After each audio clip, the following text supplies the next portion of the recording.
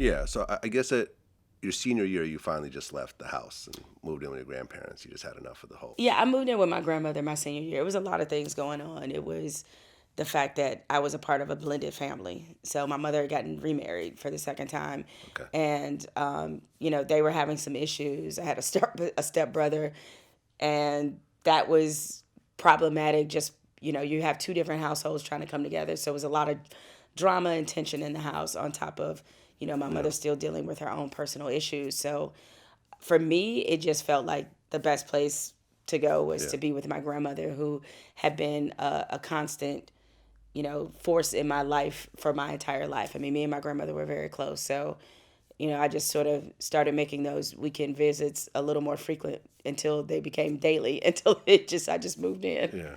Yeah. And I just want to add, before I kind of close out this section, is that ultimately your mom did get cleaned up Oh, yeah. and she's now earning her master's degree. Yeah, I mean, that's my mother. I tell her this all the time because, again, when you're carrying those degrees of shame, the shame of sexual abuse, the shame of poverty, the shame of drug usage, that you can have a lower feeling of self-worth. And I tell her all the time that she has one of the greatest redemption stories that has ever been told, to have lived through all of that and now be, in within inches of getting her master's degree. It says a lot about her fortitude and will, and it's a big reason why, no matter what drama has gone on in my professional life and even my personal life, my worst day will never equate to what her worst day was. Right. And I'm sure her daughter becoming a role model probably played a role in her, what I'm saying, in her getting out of that cycle as well. My mother, I mean, she definitely wanted to, overcome some of these things for me because I had to depend on her. But a lot of it she had to do for herself, of wanting better for herself. And I think that was a big part of it too. And when she decided to go back to school to get her bachelor's degree, one thing that she told me was that not just me, but my grandmother as well, who also had her master's, that we were her inspiration, that we inspired her to go back to school. And even though, I mean, I would have never have judged my mother's intellect based off what degree she did or didn't have, but it's something that she felt like she really wanted to prove to herself that she could do, and I couldn't be proud of her for having accomplished it. Yep. So you're kind of going through high school through this kind of crazy home life, and you graduate high school. And did you get good grades overall? I did. I got an academic scholarship that allowed me to go to Michigan State. So I was a National Honor Society student. I was, newspaper geek. I was, Okay. Yeah, I was a black nerd before we knew what black nerds actually were. Right. So with all that, you still managed to maintain exceptional grades. You go to Michigan State University. And did you already know what you wanted to do at that point, career-wise? I'm one of the lucky ones. Like, I've known since I was basically in ninth or 10th grade that I wanted to be a sports journalist. Back in those olden days, you actually had to read the newspaper to keep up with your favorite sports teams. So that developed my love of newspapers. And fast forward to high school, our high school newspaper was actually produced at the professional paper, the Detroit Free Press. Oh, really? Yeah, so it was Okay. all the high schools in Detroit produced their paper at the Free Press. Wow, that's dope. Well, I've never even heard of that. It came out once a month. It was a special insert in the regular edition. And so going to a newsroom, being exposed to a newsroom at 15, 16 years old, it was this energetic, awesome, thriving, exhilarating place. And I wanted to be a part of that. And so between reading newspapers and working for my high school newspaper, I kind of fell in love with what was going to be my life's work, which I know is very unusual. A lot of people bounce around. They try a couple different careers. They might have a couple different majors before they settle on something they really want to do. But for me, it was love at first sight when it came to journalism. Yeah, and you actually got to see newspapers when they were doing well.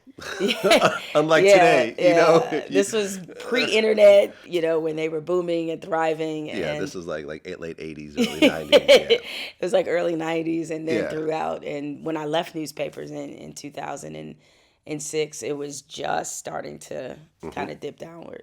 Okay, so you go to Michigan State University and you graduate in what? 4 years. Yeah, no, Yeah, 1997. In what major I meant? I majored in journalism. Okay, so you already, Yeah. you already knew. The path was already charted. Okay, and why sports? Well, I played sports growing up. I was the neighborhood tomboy, and I also watched sports. And clearly, I read about sports because I wanted to follow my favorite sports teams. I was always drawn to the drama, the theater, the competition with sports.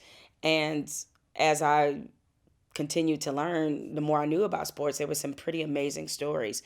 And I love the way that sports kind of brought people together. There's very few things in this country we all do together. We don't pray together. We don't worship together. We don't do a lot of stuff together.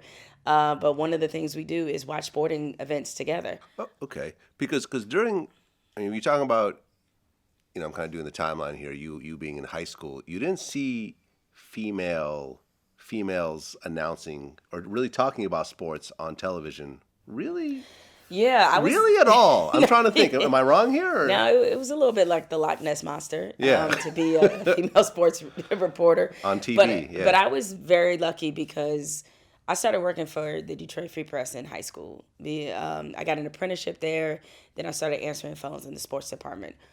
The reason why that was very key is that they had two women sports reporters on staff. One of them was Johnette Howard, who was my mentor. The other was Michelle Kaufman. And then there was a third who used to be a sports reporter, but she was covering cops, L.A. Dickerson. So those women, between the three of them, made a huge impression on me, took me under their wing. It's a big reason why I wound up going to Michigan State. And because I saw them and saw the modeling, then I knew it was possible. And one thing I definitely try to tell aspiring female sports journalists is just to give them a sense of place, because the belonging part is huge. I always knew that this was a space I deserved to be in. So I never felt like an outsider. As much as people may have tried to make me feel that way, felt like I deserved to be in this space as much as any man did. Definitely. Okay, so you graduate, and leading up to you joined ESPN in 2006. So leading up to ESPN, what kind of jobs were you doing? Yeah, I had it's interesting to me when I run into younger folks who are like, "Oh, I grew up watching you on ESPN." I was like, "Wow, that makes me feel old." And two, I realized that a lot of people don't know that I had a full-scale print career before I even got to ESPN. ESPN was never on my vision board. There was not a destination place for me. I never wanted to do television. I only wanted to be a print reporter. I mean, my dream was to work at Sports Illustrated. So before I even got to ESPN, I was a general assignment sports reporter at the News and Observer in Raleigh. I left Raleigh. I came back to Detroit to cover my alma mater. I covered Michigan State football and basketball, and did a bunch of other stuff for the Free Press in between. I was there 6 years. And then I got my first columnist job when I was 28 years old. I was a sports columnist for the Orlando Sentinel, and that's where ESPN hired me from. So I was pretty locked in on being one thing. And once I got to ESPN, my career spun in 25 different directions. Okay, right. So by the time ESPN came knocking, you had years and years of Yeah, experience. I had almost 10 years in the game. Yeah, I mean, a lot of people don't want to talk about how much of success is based on repetition. Yeah. No, that's in journalism. I'll borrow something a friend of mine said, Wesley Lowery from the Washington Post. And it's true, like journalism is treated as an academic pursuit, but it's really a trade because Yeah. you have to practice it and keep doing it Yeah. in order to get better. It's why you don't necessarily have to major in journalism to be a journalist, but the more you do it, the better you get at it, the more confident you feel. Yeah. And, you wake up one day and you're actually good at your job. Yeah, no, I look at some of my early interviews and I'm like, it's painful to Yeah, it's the to same here. I watch. mean, I look Yeah. at some of my early clips and the sentences I was stringing together, the simplicity of which I wrote versus what I wrote now, I cringe.